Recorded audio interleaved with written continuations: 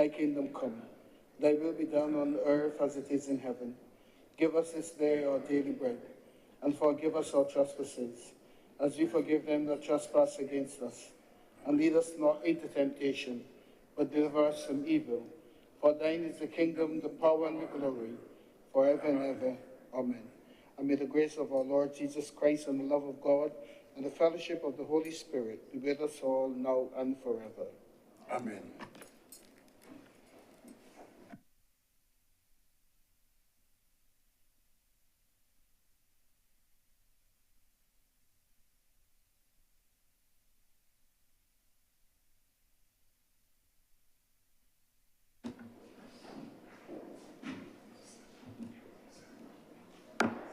The Senate is in session.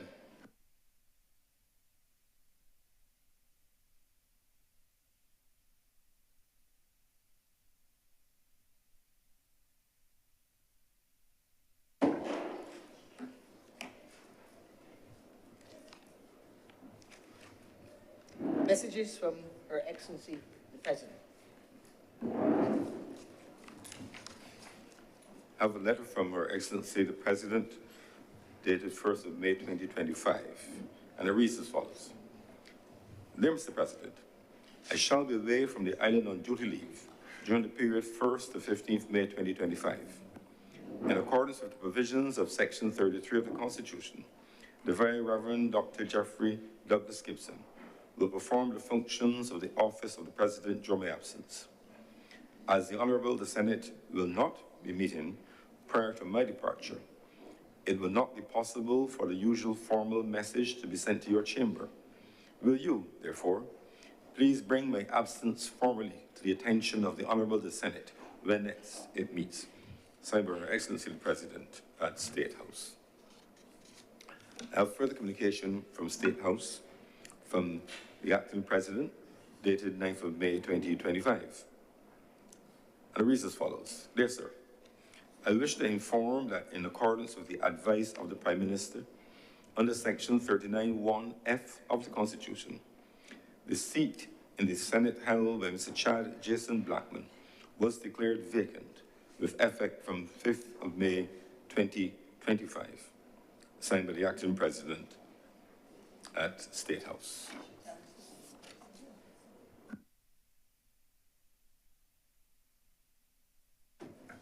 Announcement by Your Honor.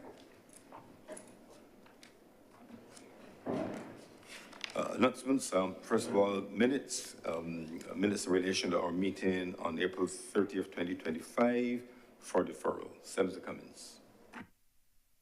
Mr. President, I'd like to move that the aforementioned minutes be deferred at this time. The question is that the minutes of our meeting held on Wednesday, April 30th, 2025 be deferred. Will those honourable senators in favour please say aye? Aye. Those against please say no. The thinks the ayes have it. Minutes are accordingly deferred. Notice of absence has been received from Senator Malalou. Indications of lateness have been received from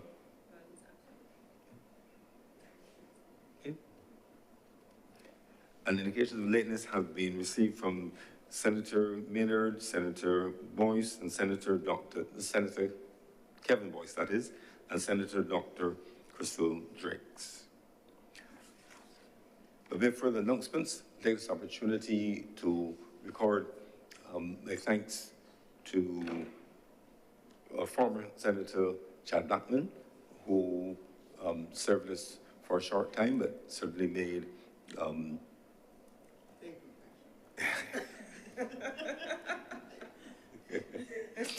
certainly made a significant contribution and a big impression on the chamber during his presence.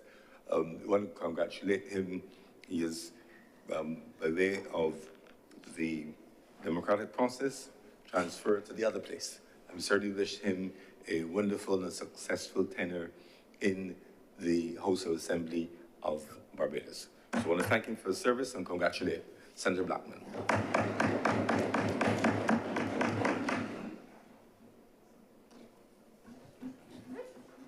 Presentation of petitions, presentation of papers. Senator Cummings. Mr. Mr. President, I'm commanded to lay the following documents. One, the Barbados Deposit Insurance Corporation, BDIC, annual reports for the years 2022, 2023, and 2024. The 2024 annual report and audited financial statements of the Central Bank of Barbados, the Barbados Economic and Social Report of 2024, the Public Officers Loan and Travelling Allowances Amendment Regulations of 2025, the report of the Parliamentary Reform Commission of 2024, and finally, Mr. President, the Tourism Linkages Policy.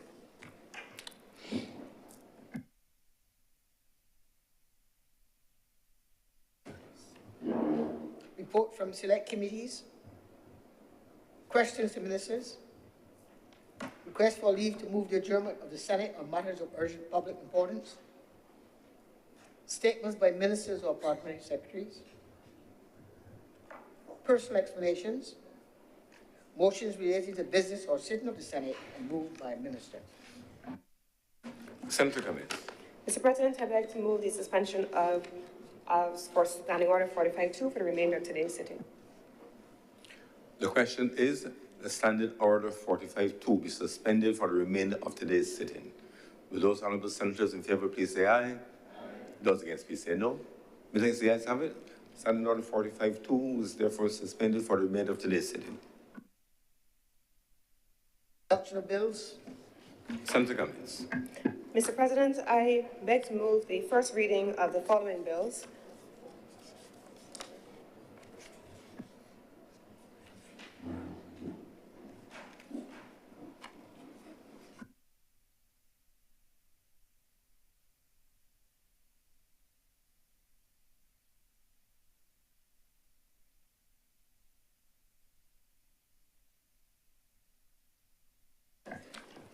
Mr. President, I beg to give notice first of the following bills: the Road Traffic Amendment Number 2 Bill 2025 and the Supreme Court of Judicature Amendment and Validation Bill of 2025 also.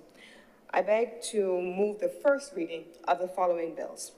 The first reading, Mr. President, of the Student Revolving Loan Fund Bill of 2025, the first reading of the Insurance Amendment Bill of 2025, the first reading of the Road Traffic Amendment Number 2 Bill of 2025, and finally, the Supreme Court of Judicature Amendment and Validation Bill also of 2025.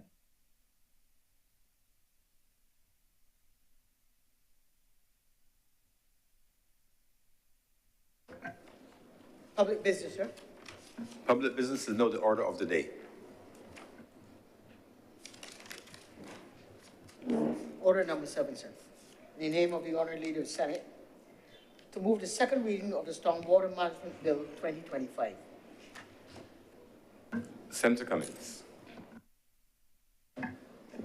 Mr. President, thank you very much for recognizing me. Before I get into my actual presentation today, I want to take a moment to join you in acknowledging the contribution and the ascension to the lower house. It's almost an oxymoron to put it in this way. The ascension to the lower house of our former Senate colleague and now the Honourable Chad Blackman MP, who has transitioned to another place. Not only has he transitioned, but he has transitioned in resounding style, having commanded some 87.3% or so of the vote in his election to the constituency of St. James North. And I want to join my colleagues in celebrating his appointment as a new member of Parliament in the other place for St. James North. His contribution initially in this honourable chamber on matters relating to economic affairs and investment in the first instance, and then secondly on the education sector were valuable, and we very much appreciate the time that he shared here with us, and we appreciate the time that he continues to share with us in Cabinet, continuing to guide and contribute to the management of our country's interests. I want also to take a moment to acknowledge the absence today of one of our senators, Senator Andrew Malalu, who is one of our independent senators. I know if he could be here today, he was, but I think all of us are used to the notices from the Honourable President of his absences due to his commitment to the World Racing Federation, Motor Racing Federation. And he is a committed rallyist, if that is the word, but certainly a committed car racer. And over the course of the last few days, over the weekend, during rally, he was involved in a significant accident, and he has sustained injuries as a consequence of that accident while rallying. And we want to, on behalf of the government of Barbados, extend our continued support. I would say that I have spoken with him a couple of times since the accident, just to inquire as to how he's doing. He is in good spirits despite having sustained significant injuries. And so I am happy that today he has been, last night, overnight, he was discharged from surgical ICU in the Queen Elizabeth Hospital, and he is now recovering at home, but he is certainly going to remain in all of our prayers for his swift recovery. Today, Mr. President, is the 4th of June. 4th of June is not a day that we take lightly, neither is the 1st of June, Mr. President, because it is a day when, on an annual basis, we commence hurricane season. It is a day, Mr. President, when all of Barbados knows that the official start of the hurricane season has commenced, even though we know that earlier and earlier in the year, we begin to experience weather as the effects of climate start to kick in or continue to kick in. Until the year concludes a little later on, down somewhere around September, October, we start to breathe a little bit more easily, Mr. President, as hurricane season hopefully has passed us. But there are occasions in the past, Mr. President, where hurricane season has not passed through our region without scathing us. In 2019, in Bahamas, Hurricane Dorian dodged us and found its way into the Northern Caribbean, where it sat on Grand Bahama Island and Abaco Island for 48 hours, 2 days straight. It resulted, Mr. President, in over $3.4 billion in damage to those 2 islands of the Bahamas.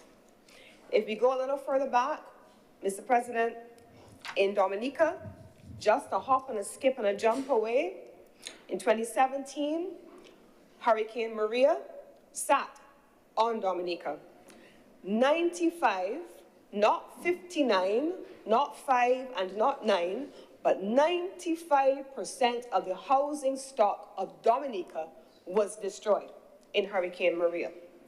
226% of Dominica's GDP was destroyed in a storm that lasted just a few hours. The damage to Bahamas, the damage to Dominica, the damage to Barbuda, the damage to Curacao, the damage to countries all across the Caribbean as a result of hurricane season is well documented.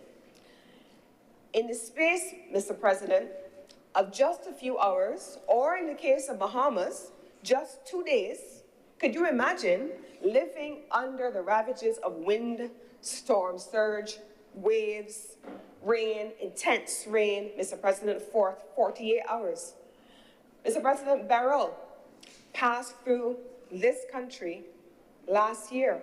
It actually didn't even pass through this country. It passed off the coast of this country, on its way to wreaking havoc in Canouan and off of other islands in the region. But having passed off of Barbados, it created such intense storm surge that Barbados's coastal areas, from the Bridgetown area all the way down to the west coast, got battered. Storm surge, Mr. President. Storm surge in Bahamas, storm surge in Dominica, landslides, rain, slippage, storm surge in Canouan, wind, intense rain, landslides. These are the issues, Mr. President, that countries of the Caribbean grapple with when June rolls around, when hurricane season begins, Mr. President. We don't even necessarily have to have, in some countries in the region and even here in Barbados, a storm hit us directly. Elsa was a Category 1 storm. She didn't even hit us directly. but we had issues of flooding, coastal damage, and Beryl showed us what coastal damage could happen even if, again, you don't get a direct hit.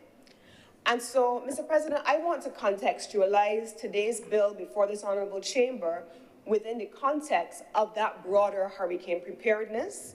What happens in small countries like ours when we face intense weather systems, rain, wind, waves, surge, and what the impact on our infrastructure and our people has been over the years based on the experiences of other jurisdictions and our own experiences, Mr. President. So the bill before us is a bill that attempts to repeal previous legislation that was in place. Dated legislation. The legislation that this is repealing, Mr. President, is the original Prevention of Floods Act of 1951. And like much legislation across this country, we've tinkered with and amended legislation as circumstances have presented themselves because we've needed to make certain amendments. And this amendment, Mr. President, was amended on 5 different occasions.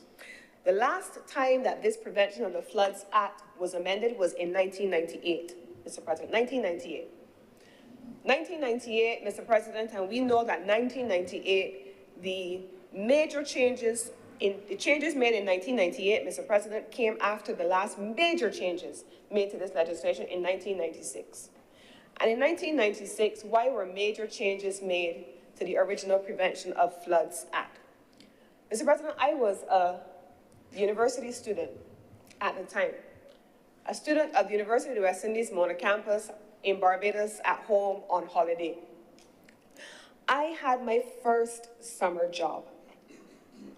I was in the St. James area, Mr. President, and the rain started to fall. And the rains continued to fall. It was not in the midst of a hurricane. It was not in the midst of a storm. It was intense rain over an extended period of time.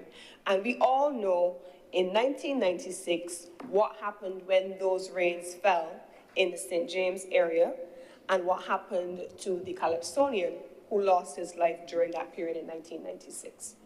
That was the legislation, Mr. President, that was the last major change to the legislation to address blockages of water courses by private contractors, private developers, and private builders, Mr. President, that then result in water courses being changed, the direction of water flow being altered, and then you could potentially have catastrophic effects on both life and property. And so it was felt by this administration that the time had come for us to move beyond 1951 legislation on a matter, especially since, for consistency, this is a country where the government and our Prime Minister in particular has been leading on the impact of climate. More intense weather systems, more frequent weather systems, even outside of hurricanes and storms hitting us directly, what is the impact on our infrastructure of water? And so this government undertook then to repeal and to have a comprehensive replacement to the Prevention of Floods Act of 1951. And the bill that is before this honorable chamber is that comprehensive replacement, Mr. President. The bill is called the Stormwater Management Bill, and it goes well beyond the actual original origins of the Prevention of Floods Act, and I want to take a moment to make sure that I go through the bill for the benefit of those in the chamber and those listening as well. It is not a long bill, and so it's not going to take me terribly long to go through it, but I want to go into some of the sections. In the current bill, it has 7 parts. The current bill speaks about a range of things like flood zones and flood works, what is required and under flood zones and flood works, Mr. President. It speaks about what is required to declare a flood zone, planning of flood works, the ability to execute planned flood works, what happens when the authorities need to enter premises regarding planned flood works, the power to execute flood works under emergency circumstances, and then, of course, one of the most important things that certainly the Ministry of Transport and Works has been addressing is maintenance of the drainage infrastructure to ensure that we are able, both on public lands and private lands where there's an obligation on the part of homeowners, landowners, and developers to treat to drainage infrastructure. Building in flood zones without permission is then prohibited under this first section of the legislation, which is Part 2. Under Part 3, it assigns rights and responsibilities. And so, you know, Prime Minister Motley has been sharing on more than one occasion, and it is something that I 100% support, the balancing of rights with responsibilities. You have a right to do certain things, but you have a responsibility that goes along with how you execute those rights. And so when you are an owner or an occupier of land, what are your responsibilities? And Part 3 of this legislation in this draft bill speaks to that. Duties of owners and occupiers. It puts restrictions on things like the planting of trees, crops, and so on in flood zones. It speaks about the importance of installation of storm water disposal systems. It speaks also, Mr. President, about the importance of keeping access to outfalls and drainage reserves clear. This is critical, Mr. President, keeping access to outfalls and drainage reserves clear, not building in a way that obstructs the outfalls, not looking after your own interests at the expense of others in your surrounding communities, and in some instances, if you are on high ground, those lower ground, on lower ground before you. It requires also the responsibilities of owners and to take responsibility for the inspection of cleaning of stormwater drainage wells and other infrastructure. There has been an extensive conversation in this country, Mr. President, about, especially on plantation lands and large tracts of land. One, people taking responsibility for cleaning their lands of brush, yes, on the one hand, but there are a number of wells all across this country that are on private land as well, that are not cleaned, they're not maintained, they're not covered, and they have a negative impact on our drainage infrastructure. It then goes on and it talks about who has responsibility to pay for these flood works that would then be rendered necessary if the state has to undertake it. And similarly, Mr. President, we were here the last time and we had a discussion around the health services bill that we were making changes to. And in that piece of legislation, it was about homeowners, landowners, developers taking responsibility for lands which they owned, keeping them clear. If those lands then were allowed to run amok and the bush got out of control, it became a nuisance to people around you, and circumstances presented themselves where all other efforts had been frustrated, and the state had to intervene and to clean those lands, the state would do so, but it then becomes billed back to you. And equally so, in this instance, this legislation treats it in the same way for flood works rendered necessary by the actions of owners and occupiers. Now, on land developers, this is an issue as well. We have communities across Barbados where you have residents of the communities reaching out to members of the state, members of the Housing Department, Ministry of Housing, Ministry of Transport and Works, because they're having drainage issues. But it was a private developer in a private development that was developed without provision for adequate drainage, and so the need for oversight, approval, and parameters that govern how developers build developments across this country is captured in this legislation in Part 4. And so it has here under Part 4, the section is duties of land developers, and it separates the role of land developers from landowners or occupiers. There are two different categories and they're treated differently in the legislation.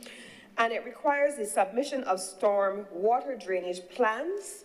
What are you doing? In the same way that for the purpose of your other utilities, you have to have a plan and it is approved by the various institutions. In the same way now, by this legislation, you are developing a community, doing a housing development or some kind of development, you are required to have a storm water drainage plan. And then there's a requirement for the construction of drainage systems. What is fit for purpose for a 2-bedroom house may not be fit for purpose for a 2-story, 5-bedroom house. It may not be fit for story for a hotel. It may not be fit for story for a 20-house development. It may not be fit for purpose for a villa or a condominium development project. Each project is going to require a specific bespoke drainage system, and that has to be submitted as part of your stormwater drainage plan. Then there are some provisions that prohibit what you cannot do, as captured in Section 5, disposal of garbage, and I want to spend a moment talking about garbage. I want to take a moment in this hurricane season to appeal to Barbadians, to appeal to right-thinking, responsible Barbadians, because I know that fundamentally, that's who we are. That's who we are, Mr. President. There are those who will do the wrong thing, but I cannot tell you how tired I am driving behind cars, driving behind ZRs, driving behind buses, driving behind trucks. If you eat KFC, if you eat Chafette, and you finish and you in the vehicle, you gotta get out, no? You gotta get out at some point, you're going home or you're going to someplace else where I can guarantee you that there's a garbage bin. I can promise you you can find a garbage bin. There is no reason for Barbadians to continue this disgusting practice of throwing garbage through car windows and vehicle windows onto the road. It is disgusting. There's no reason for Barbadians to find every beautiful scenic route in this country where it is lush and green and overgrown with shrubbery and find a way to dump old fridges, old mattresses, old stoves. It is ridiculous and it is disgusting. It is time for Barbadians to stop it. If they call for a special collection from the Sanitation Service Authority, they will come and it doesn't cost them anything. They will come to you. They will pick it up from you. Call the Sanitation Service Authority. We are doing foolishness because come a little later, when the rain starts to fall, and we have water collecting in certain parts of this country, and the officials from drainage go in, what do they find? Plastic bottles, boxes, plastic bags, all kinds of garbage that has no business in our drainage system. And they did not walk there. The stores that they were bought from did not put them there. They did not dump them there. They found their way there because people who have the ability to dispose of garbage properly threw away their garbage indiscriminately and put the drainage system under unnecessary and uncalled for pressure. Stop it. Stop it. It is time to cut it out. We know what them words mean and where they came from. It's time to do it. If there was no Sanitation Service Authority, I wouldn't even mind. If there was a cost for the Sanitation Service Authority coming and doing a special collection from you with your old bed, your old fridge, or whatever it is, I wouldn't even mind. But it doesn't cost you anything. You don't live in the ZR, you're getting out. And there are garbage bins all over this country, black base with a green bin that the government gave everybody, that you didn't have to pay for either. Use them. And it speaks to a mindset, because come flooding in any of these areas where garbage continues to be disposed of inappropriately, the first thing they will send the body and come and clean the drains. They may have needed to come and clean the drains, that is true, but we need to also stop clogging the drains with garbage that is improperly disposed of. We need to stop it.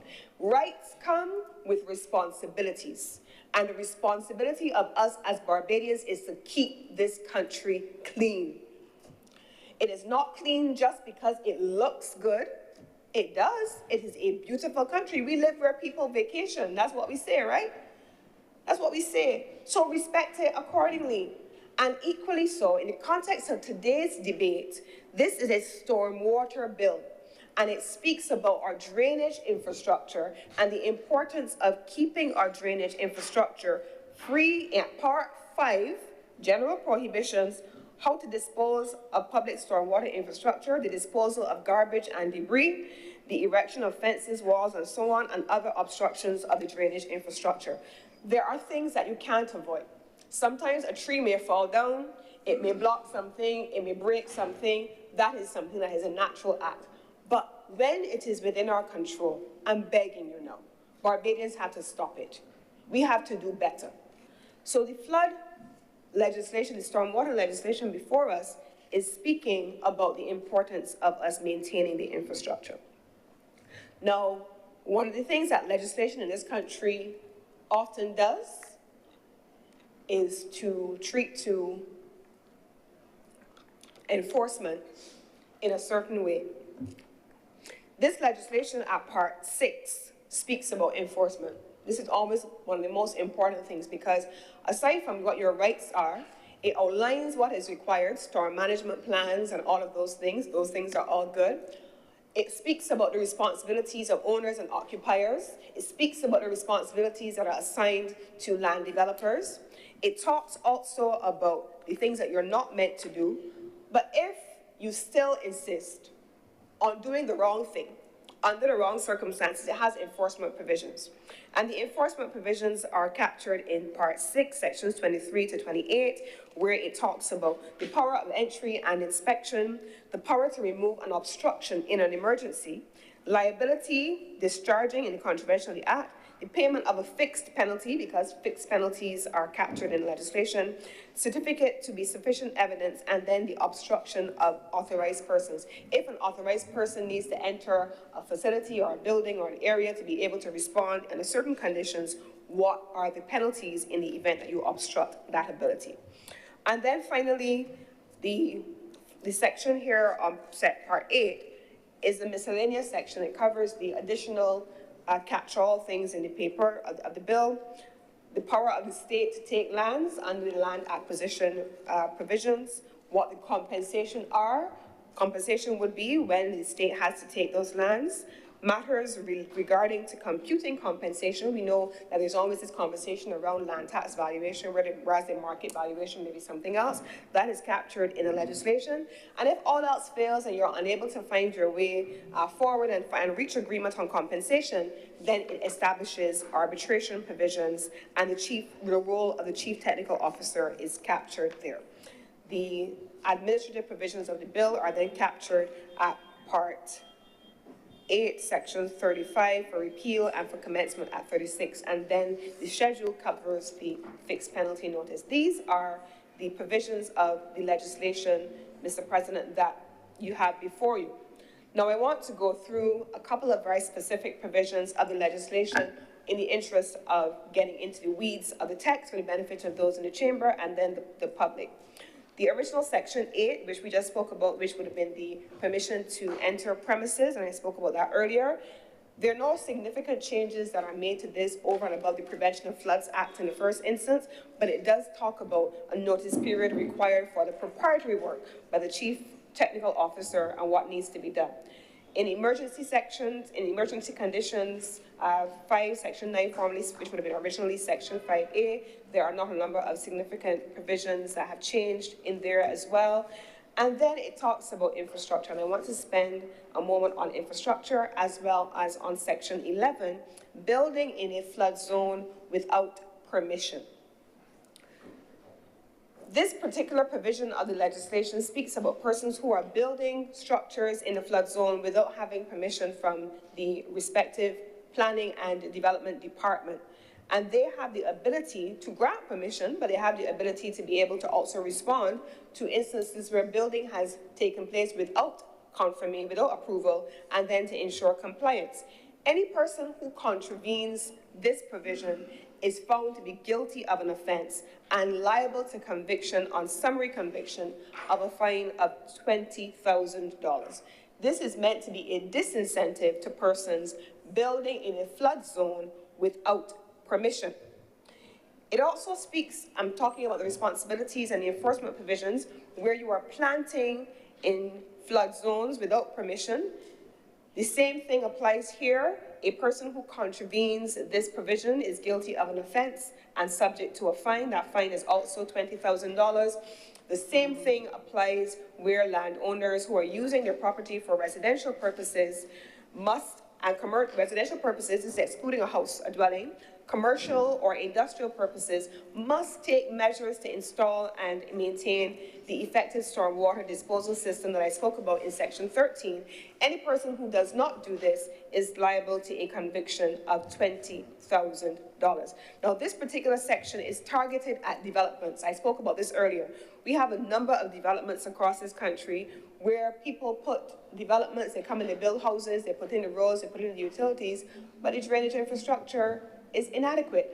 And before you turn around 2 times, the rain falls and the homeowners are finding that their living rooms are underwater and they're having difficulties. So this section includes now, for the first time, a responsibility on owners to install stormwater systems for properties used as apartments, condominiums, commercial buildings or industrial buildings, and it targets the developers whose developments create high plot coverage of hard standing areas like roofs, car parks, road lawns, and so on. And without proper drainage systems, these are the kinds of properties that will result in a higher percentage of runoff generated as a result of rain and flooding, and that would then have an impact on highways. But it is also meant to reduce the reliance on government highways, because what ends up happening is that these developments don't have the stormwater systems in place. They're channeling the water out to the main roads, the public roads, where the government highways are, and then the highways are flooded, but the water has originated from the actions or the inactions, in this case, of a developer. Equally so, it ensures that the drainage reserves are to be kept clear of obstructions. So where you have blocked outfalls and drainage reserves, the ministry wants to ensure that these areas are kept clear for the purpose of drainage provision. And what are they blocked by? I spoke earlier about the beds, the fridges, the stoves, the mattresses, all kinds of foolishness. We even have seen, in some instances, areas that are blocked by things like old vehicles that have just been discarded and left. Stored materials that are just accumulated, construction waste, that is a major culprit, bulky waste, plants and then structures that have been illegally constructed. So these are some of the things that the legislation that is before us is intent on addressing for the benefit of Barbadians.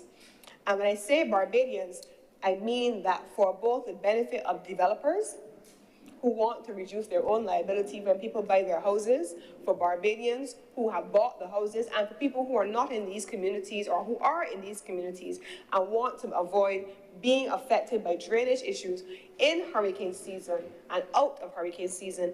If low rain falls, they want to be able to ensure that this work is done. Now, I want to switch and pivot a little bit in my final section of my presentation to speak about the work that has already been undertaken by the Ministry of Transport and Works. I preface those comments, Mr. President, by making the point that all of us in here run households. All of us. All of us in here know what it is. Well, not all of us. Some of us may have more than others. But for those of us who don't have all that we would want, I want to make this point. We know we have a household budget. We know that on any given month, we may have $100 to spend. We know that we have rent or mortgage, car payment, food, children to send to school, and $100 may be there. We know that by the time we've spent that $100, we have loans to service, because if we have a house, we got to pay back for the house. If we have a car, we got to pay back for the car. If we got children maybe overseas at university, we got student loans to service. So we can't do everything we want to do all at once. We have to be able to budget. That's how we run our houses. That's how we run our businesses. So the government is no different. The government has spent and has invested in roads and in drainage infrastructure over the last 8 years in addressing the fundamental issues that this bill is attempting to cover. From roads and new drainage infrastructure being put in, that has been a considerable investment by the Ministry of Transport and Works over the last 8 years. We didn't have a lot of work done on all of these areas before, but we've had to do it all and start to do the work. Has it all been done? No. Are there still areas that need to be done? Yes. But just like our households and just like our businesses, we have to be able to do it bit by bit by bit, when the funds are available to be able to make sure that all across the country, from St. Lucie to St. Philip, from Christchurch to St. Michael, St. Thomas, and St. George, included in the middle of the country, we have to make sure that the work gets done. And so this government has made the largest investment in infrastructure that we could have made in the last 8 years. And let it be clear before I take my seat. The previous government did none of this work. I know we are going to expect that they're going to have landed from Mars somewhere and disassociated themselves from their past and their record, and they're going to say, well, what the government should and should not do, but they're not going to know it for themselves when they did not do the work and we are coming from behind. They will know which schools were not fixed, Mr. President, but they will not talk about those schools. They will say what the government needs to do. I'm getting in front of it. They will know, Mr. President, what road works need to be done, but they will not tell you that they didn't fix them for 10 years. They will tell you which roads are flooding and which areas have flooding, but they will not tell you what they did not do in those same areas for 10 years. They will not tell you that. They behave as though they have a sense of cognitive dissonance. This wasn't me. It was somebody else also by the name of the DLP. It wasn't me. So I am here to say to this honorable chamber that this government, with the resources that it has had, with Elsa and Beryl having affected us during this period, with 2 years of no income, 1 full year for sure of no income, that this government has still found its way to make the largest investment in roads from north to south, from east to west. Whether you want to accept it or not, the evidence is there for all to see. You could try to deny it like the emperor and his new clothes, but the roads are there. The drainage has been made investments in, and we can see that as well. And we've also acknowledged upfront that more has to be done. Without a doubt, there are communities across this country that need to have the drainage issues addressed, that this stormwater bill is meant to benefit. There are communities across this country that want to be able to see developers taking greater responsibility and oversight for building of properties. Mr. President, if you go to the Hilton, I know all of us at some point in time have been to the Hilton to a conference and a meeting. We've seen that even at the Hilton, the undercroft under the Hilton is meant to be able to address storm flow. In the event that there is a storm surge, the water is meant to pass underneath that undercroft that's breezy and windy, but it's really a storm measure. Really, it is a storm surge method. That's what it's there for. And so when we talk about storm drainage plans and storm water plans and surge plans, these are the kinds of building mechanisms that are meant to be put in place to allow for storm surge to be managed in areas which are highly vulnerable. Finally, I want to say, Mr. President, that this government, under what used to be the Ministry of Maritime Affairs and the Blue Economy, had done a considerable body of work. That body of work looks at the country as a whole, and it can tell you now what are flood-prone areas, what the low-lying areas are, and I know that there are those in here that have spoken about some specific low-lying areas where construction has taken place and what the vulnerabilities are, and I'm sure we'll hear about those in time to come during the course of today. But we've also had the Ministry of Maritime Affairs and the Blue Economy speaking about that work, which has identified all along the South Coast in particular, those areas that are considered to be vulnerable and need to be, in some instances, evacuated and cleared under conditions where there is meant to be significant rainfall or storm surge. So we planned, we've mapped, we've invested, and now, Mr. President, we're here today to add to the arsenal of storm management systems and protection of people and infrastructure legislation. Planned, mapped, implemented, invested, and now legislating, Mr. President.